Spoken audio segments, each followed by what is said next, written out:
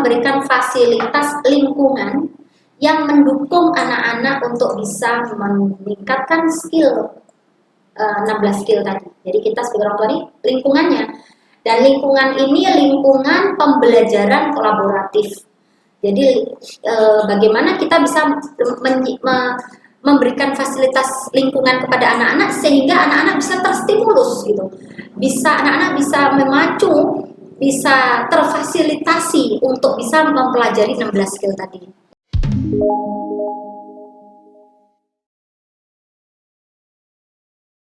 Assalamualaikum warahmatullahi wabarakatuh. Waalaikumsalam warahmatullahi wabarakatuh. Jumpa lagi dengan kami di Mufab TV bersama saya Zakia Jokan dan Jumala Multazam. Sahabat muda, penutup kita setelah kita kemarin sesi video kita mengupas satu persatu mengenai skill literasi dasar. Ya, ada 6 kemarin, mulai dari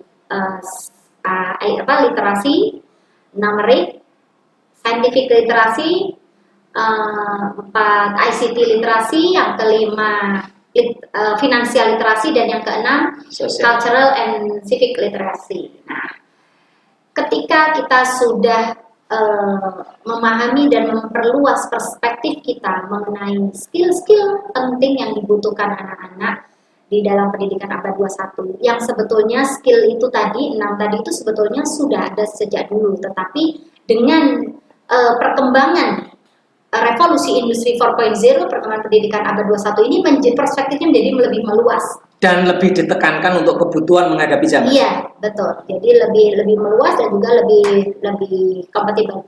Nah, sekarang ya, pertanyaannya nih sahabat muda, strategi-strategi apa saja yang bisa kita terapkan dalam pembelajaran pendidikan abad 21?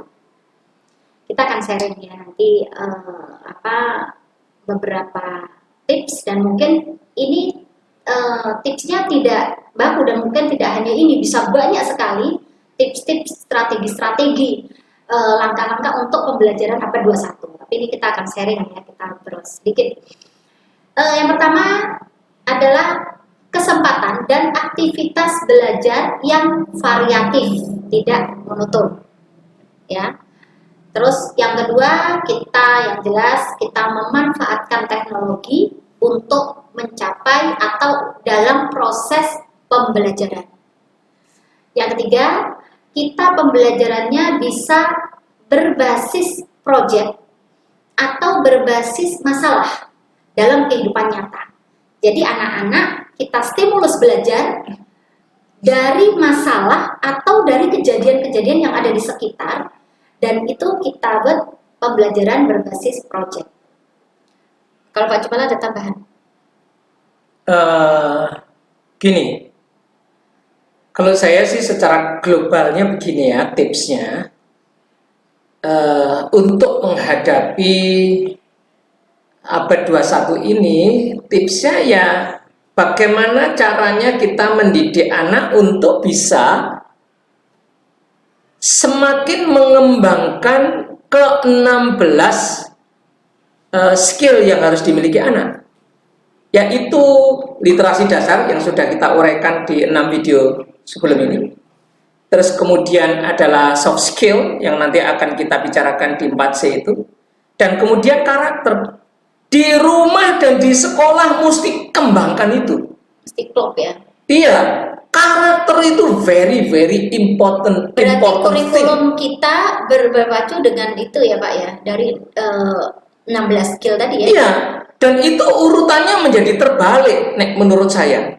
Kalau kita bicara di urutan pertama sampai ke 16 itu kan dari hard skill, soft skill, dan kemudian karakter.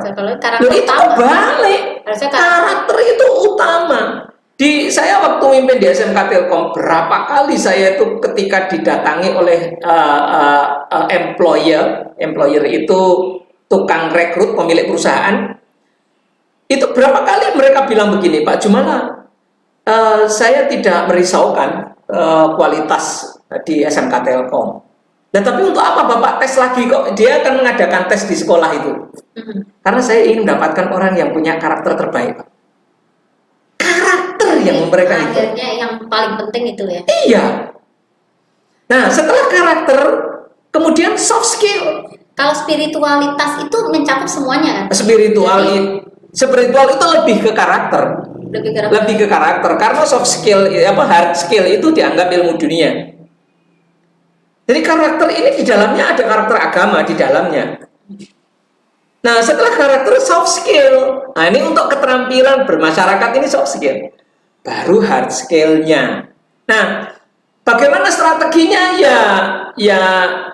Ya apapun upayanya, maka kerahkan untuk mengembangkan karakter, terus kemudian mendidik soft skill, dan baru mendidik hard skill. Nah, kira-kira begitulah globalnya ya, detailnya ya mungkin nanti kita diskusi lagi atau di video yang lain. Ya.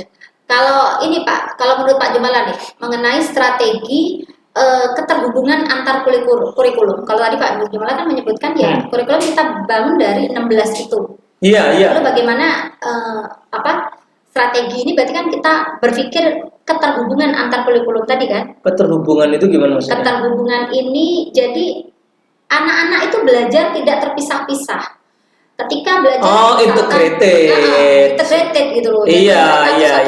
Tidak perlu mereka mengatakan ya mungkin sekarang sih sudah kurikulum sekarang kan udah ada berubah tematik. Itu kan termasuk salah satu upaya integrated juga. Berbasis project. Itu kan integrated juga.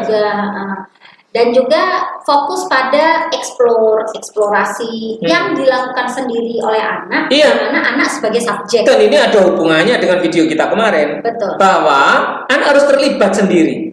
Ya, di dalam scientific dan matematika literasi kemarin, anak harus terlibat. Harus mengalami sendiri. Makanya tadi explore berbasis project yang begitu supaya anak mengalami pembelajaran itu sendiri. Ya. Dan kita sebagai orang tua, kita memberikan fasilitas lingkungan yang mendukung anak-anak untuk bisa meningkatkan skill 16 skill tadi. Jadi kita sebagai orang tua ini lingkungannya. Dan lingkungan ini lingkungan pembelajaran kolaboratif. Jadi bagaimana kita bisa memberikan fasilitas lingkungan kepada anak-anak sehingga anak-anak bisa terstimulus gitu.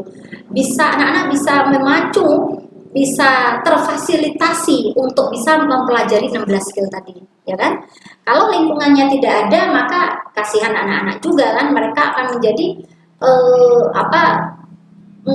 bagaikan bibit ya. Bibit ini kalau bibitnya sudah bagus nih, tapi kalau tanahnya nggak subur, mati juga kan bibitnya. Iya, betul. Nah, berarti kita ini perumpamaan, kita orang tua ini menciptakan tanah yang subur ini kan, agar anak-anak sebagai bibit masa depan, bibit pohon ini bisa tumbuh dengan daunnya yang rindang, buahnya yang lebat, bisa dengan jati dirinya sendiri.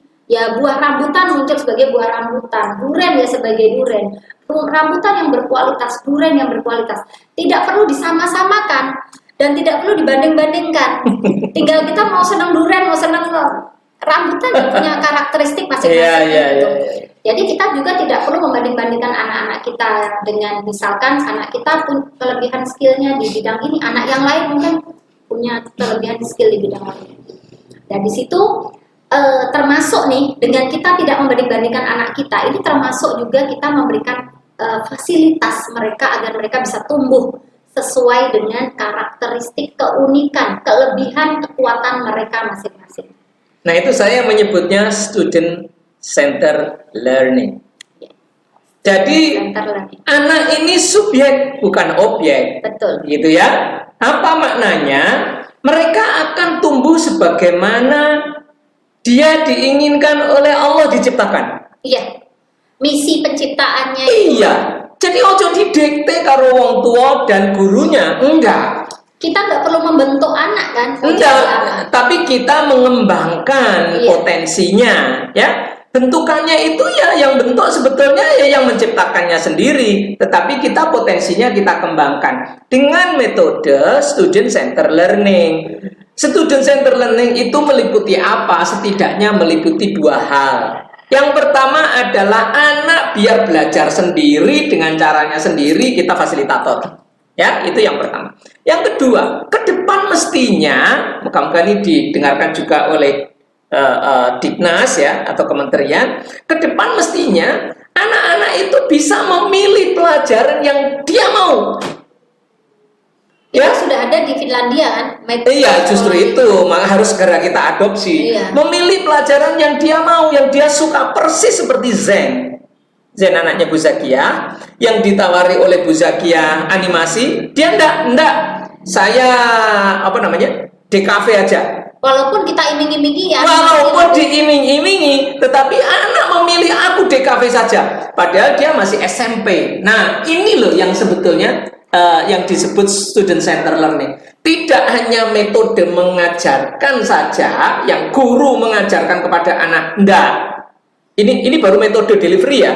Metode untuk pengajaran itu kalau student center learning adalah anak itu belajar, dan setelah belajar dia diskusi, dan setelah diskusi dia presentasi menjelaskan, bukan gurunya yang menjelaskan. Ini baru deliverynya atau metode pembelajarannya. Nah, tidak cukup hanya itu. Student center learning itu tidak cukup hanya itu. Dan student center learning itu tidak hanya cara pengajaran, tetapi lebih dari itu adalah bahkan anaknya milih sendiri, aku ingin subjek pelajaran ini. Begitu saya kira salah satu strategi yang sangat penting untuk abad 21. Oke. Saya rasa cukup. Sebentar. Oleh karena itu, ini mengingatkan kembali bahwa anak tidak harus pandai semuanya. Oh iya. Lebih baik satu atau dua dia ahli, mahir, dia bisa mendunia daripada pandai semuanya tetapi nanggung standar ya. Kayak gitu. Demikian sahabat muda video kita kali ini, mudah-mudahan ada manfaatnya. Amin. Sampai jumpa lagi di video berikutnya. Akhir kalam. Assalamualaikum warahmatullahi wabarakatuh.